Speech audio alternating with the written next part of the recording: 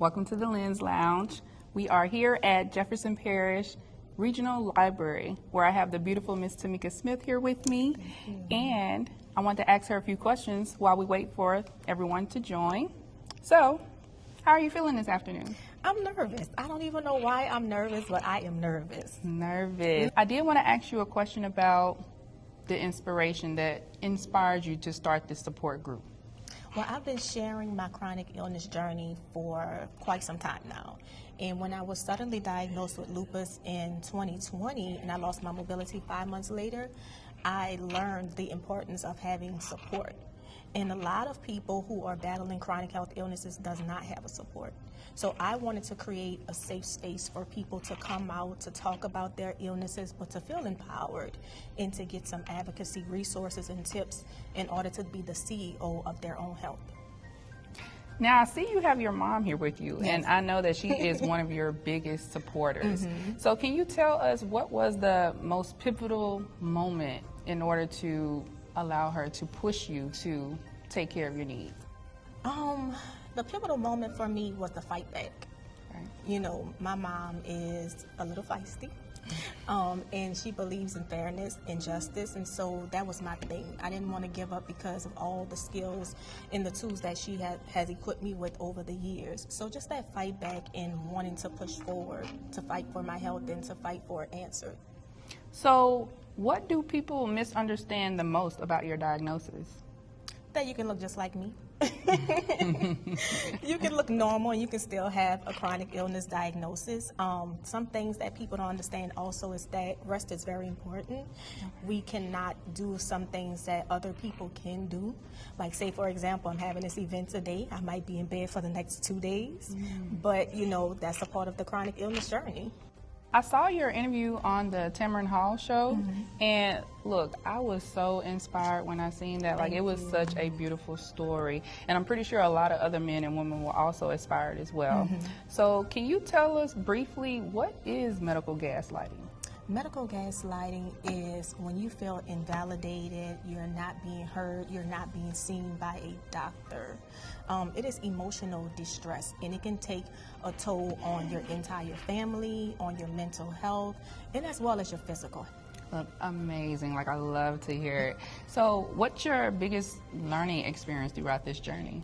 Oh, that no 2 days are the same, and you have to give yourself grace. You cannot compare your journey to someone else's. If you start to compare your journey to someone else's, you're already doomed.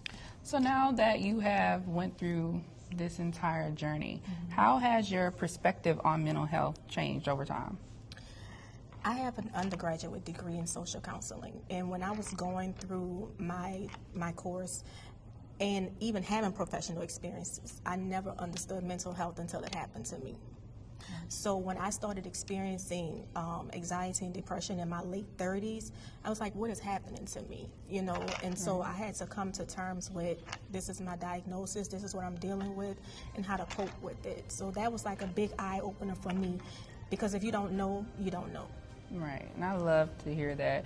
Like, it's a lot of women or men out here who are just not comfortable in sharing their experiences. And some of us are ashamed to admit that we have anxiety, like even in our 30s.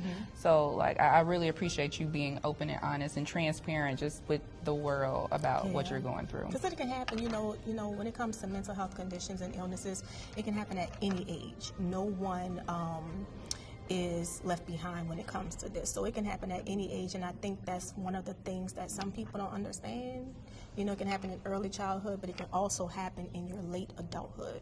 Right, right. Now, of course, I did my research, and I did see that you have an ebook out. Can you tell us a little bit about your ebook? Yes, my ebook is very empowering. It's very enlightening. It gives my story. You know, sometimes when we navigate the healthcare system, we go in with these, you know, concerns that we may have and these signs and these symptoms.